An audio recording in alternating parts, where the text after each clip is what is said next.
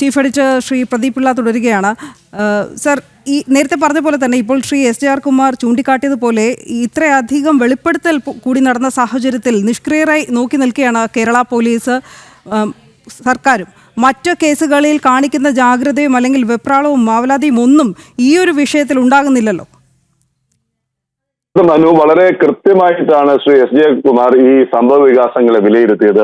ഒന്ന്, ഇതിനെ സ്വർണ്ണക്കടത്ത് എന്ന് വിശേഷിപ്പിച്ചെങ്കിൽ ഇത് സ്വർണ്ണക്കടത്തല്ല, കേവലം ഒരു തട്ടിപ്പല്ല, ആസൂത്രിതമായ സ്വർണ്ണ കവർച്ചയാണെന്ന് അദ്ദേഹം പരാതിയിൽ പറഞ്ഞു വയ്ക്കുകയാണ്. അതിനുള്ള കാരണങ്ങൾ അദ്ദേഹം അക്കമിട്ട് നിരത്തുകയും ചെയ്തിരിക്കുന്നു. അദ്ദേഹത്തിന്റെ പരാതിയിൽ പറയുന്ന കാര്യങ്ങൾ: സ്വർണം പൊതിഞ്ഞ മുഴുവൻ പാളികളും അപ്രത്യക്ഷമായി, പകരം ഇലക്ട്രോപ്ലേറ്റ് ചെയ്ത സ്വർണം പൂശിയ ചെമ്പ് പാളി ശബരിമലയിൽ സ്ഥാപിച്ചു 2019. ഇത് വ്യക്തമായ സ്വർണ്ണ കവർച്ചയിലേക്ക് വിരൽ ചൂണ്ടുന്നു. അതും ദേവസ്വം ബോർഡ് ഉദ്യോഗസ്ഥരുടെ, അധികൃതരുടെ അറിവോടെയും ഒത്താശയോടും കൂടിയാണെന്നാണ് പരാതിയിൽ ചൂണ്ടിക്കാട്ടുന്നത്. രണ്ടാമത്തെ കാര്യം, ഈ ഉണ്ണികൃഷ്ണൻ പോറ്റി ചെന്നൈയിലേക്ക് ഈ സ്വർണ്ണപ്പാളികളുമായി പോയപ്പോൾ 2 ദേവസ്വം ബോർഡ് ഉദ്യോഗസ്ഥർ അദ്ദേഹത്തെ അനുഗമിച്ചിരുന്നു. അതിനുശേഷം രേഖകളിൽ തിരിമറി നടത്തി. എന്തിനായിരുന്നു? സ്വർണം നഷ്ടപ്പെട്ടത് മറച്ചുവയ്ക്കാനായി. 4.5 കിലോയിലധികം സ്വർണം നഷ്ടപ്പെട്ടത് മറച്ചുവയ്ക്കാനായി രേഖകളിൽ തിരിമറി നടത്തി.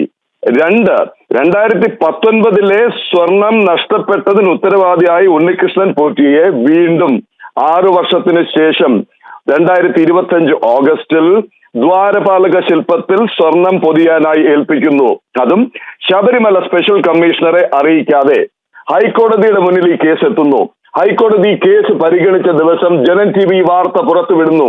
ശബരിമലയിൽ നിന്ന് ദ്വാരപാലക ശില്പത്തിൽ പൊതിഞ്ഞ സ്വർണ്ണപ്പാളികൾ കാണാതായിരിക്കുന്നു എന്ന വാർത്ത പുറത്തുവിടുന്നു. അന്ന് വൈകുന്നേരം തന്നെ ആഗോള അയ്യപ്പ സംഘവുമായി ബന്ധപ്പെട്ട കേസിൽ ഹൈക്കോടതിയിൽ ശബരിമല കർമ്മസമിതിയുടെ അഭിഭാഷകൻ ഇക്കാര്യം ചൂണ്ടിക്കാട്ടുന്നു. തുടർന്നാണ് ഹൈക്കോടതി അന്വേഷണത്തിന് ഉത്തരവിടുന്നത്.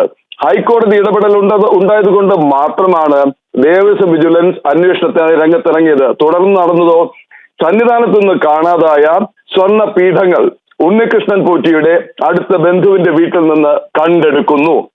അപ്പോഴും തീരുന്നില്ല. അപ്പോഴും ദേവസ്വം ബോർഡ് വ്യക്തത വരുത്തുന്നില്ല. ദേവസ്വം ബോർഡ് വ്യക്തമായ നിലപാട് എടുക്കുന്നില്ല. അവിടെ നടന്നത് ദേവസ്വം മാനുവലിന്റെ നിലവിലുള്ള കീഴ്വഴക്കങ്ങളുടെ ഒക്കെ ലംഘനമാണ്. ശബരിമലയിലെ സ്വർണ്ണപ്പാളികൾ അടക്കമുള്ള വിലപിടിപ്പുള്ള വസ്തുക്കൾ സന്നിധാനത്തിന് പുറത്തേക്ക്, ശബരിമലയ്ക്ക് പുറത്തേക്ക് കൊണ്ടുപോകാൻ പാടില്ല. അറ്റകുറ്റപ്പണി നടത്തണമെങ്കിൽ അത് സന്നിധാനത്ത് നടത്തണം. ഒരു ദിവസം കൊണ്ട് അറ്റകുറ്റപ്പണി തീർന്നില്ലെങ്കിൽ അന്ന് സ്പെഷ്യൽ കമ്മീഷണറുടെ, അദ്ദേഹം ചുമതലപ്പെടുത്തിയ ഉദ്യോഗസ്ഥന്റെ സാന്നിധ്യത്തിൽ അത് ലോക്കറിൽ വയ്ക്കണം, സ്ട്രോങ് റൂമിൽ വെച്ച് പൂട്ടണം. അത് ചെയ്തിട്ടില്ല.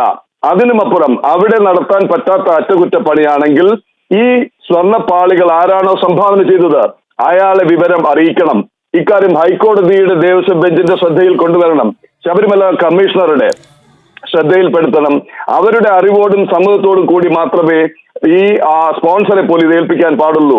സ്പോൺസർ മുന്നോട്ട് വന്നിട്ടില്ല എന്നുണ്ടെങ്കിൽ അടുത്ത നടപടിക്രമം ലേലം വിളിക്കുക എന്നുള്ളതാണ്, ടെൻഡർ നടപടികളിലേക്ക് പോവുക എന്നുള്ളതാണ്. പകരം എന്താണ് സംഭവിച്ചിരിക്കുന്നത്? അയ്യപ്പന്റെ, ഭഗവാന്റെ സ്വത്തുവകകൾ, വിലപിടിപ്പുള്ള വസ്തുക്കൾ, ആഭരണങ്ങൾ, സ്വർണ്ണപ്പാളികളൊക്കെ സംരക്ഷിക്കേണ്ട ചുമതലയുള്ള ദേവസ്വം ഉദ്യോഗസ്ഥരും അധികൃതരും അത് പുറത്തേക്ക് കൊണ്ടുപോകാനും കവർച്ച ചെയ്യാനും അത് നേരത്തെ തന്നെ ആരോപണ വിധേയനായ ഉണ്ണികൃഷ്ണൻ പോറ്റിയെ ഒരു ഏജന്റ് എന്നുള്ള നിലയിൽ ചുമതലപ്പെടുത്തുന്നു. സ്വർണ്ണപ്പാളികൾ അറ്റകുറ്റപ്പണിക്കാണെന്നുള്ള വ്യാജേന അവിടെ നിന്ന് കൊണ്ടുപോകുന്നു. പകരം എന്താണ് ചെയ്തത്?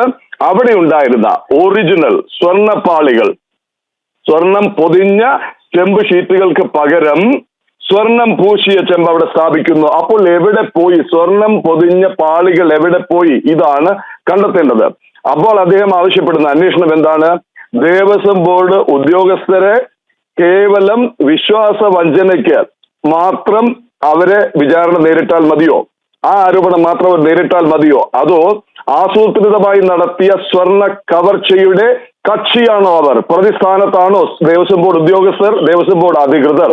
ദേവസ്വം ബോർഡിന്റെ ഇക്കാര്യത്തിലുള്ള പങ്ക്, ദേവസ്വം ഉദ്യോഗസ്ഥരുടെ പങ്ക്, ചെന്നൈ അമ്പട്ടൂരിലെ സ്മാർട്ട് ക്രിയേഷൻസിന്റെ പങ്ക്, മോഷണ വസ്തു സ്വീകരിച്ചവരുടെ പങ്ക്, ഇതെല്ലാം വിശദമായി അന്വേഷിക്കണം.